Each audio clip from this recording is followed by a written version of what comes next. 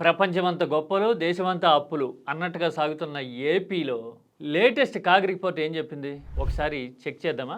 December మాసంలోట ఆర్థిక పరిస్థితి మరింత దిగజారింది అని కాగ్ రిపోర్ట్ ఇండికేట్ చేస్తూ ఉంది. అప్పులు 85,000 కోట్లకు పైగా చేసేసారట. అంటే బడ్జెట్లో చెప్పిన వాటికన్నా 108% ఎక్కువ ఇది.